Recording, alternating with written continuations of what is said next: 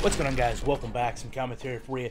Do me a favor, take a moment, hit that like button, subscribe button, criticism in the comment section. Twitter, Shutdown Safety is my username. So here we are about a week after the release of Canadian Football 2017.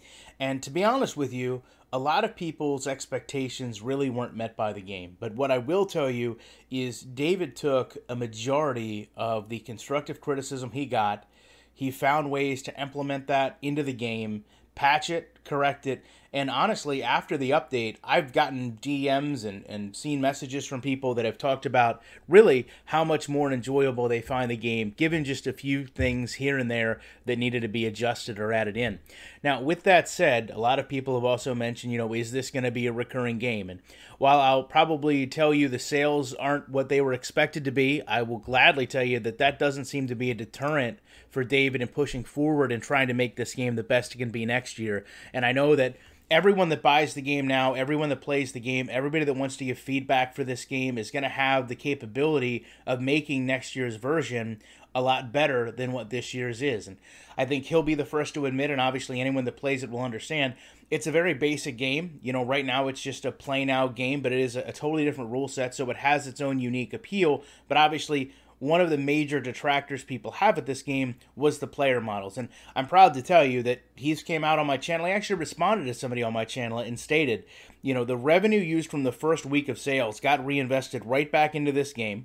There's two player models right now that he admits are a little bit dated and obviously impact the visual quality. With the revenue from the first week of sales, they went out and actually hired a 3D modeler to completely revamp the game.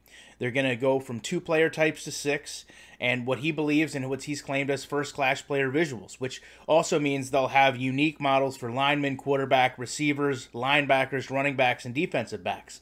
The other thing that's great with David is he's owned a lot of the problems. I mean, even in this post, and I'll put a link down to the video if you want to go read and respond to what he had to say. He says, quote, we know the game had a few bumps out of the box, but the plan was always to build a foundation and grow, and that's what Canuck is doing. Anyone that wants to send along some additional support can contact him via email, Twitter, Facebook, although he doesn't post his email. Very, very smartly doesn't post his email in the actual YouTube comment section. Everyone knows you can reach out to David. The Twitter handle is CanuckGS. Give him some feedback on the game. Let him know what you enjoy, and let him know what could help you enjoy the game more. Because that's what we really need to do. Build the game off the things that are good. Make sure that those continue to be highlighted and build around. But also take the things that deter you from liking the game and make sure that they're either resolved or corrected. And honestly, that's a lot of what happened in the patch. We don't like that we don't know how to kick. We don't like that we can't see the controls. We don't like the way the pause button is laid out. We don't like we can't click a button that's not mapped to a receiver and have the game alternately crash. Now, those might seem like little bugs and things, but, I mean, that's really, in my truthful opinion, having tested this game, that's compounded by a small team. That's only a few people playing this game. That's me playing the game from day one when it was really not even meant for PC, for a PC, and just running off an executable, to the day I played it on Steam, just getting comfortable enough with the game to know what the controls are and never being able to remove myself from the situation and say, okay, now wait a second, if I never played this game before in my life, would I know how to kick?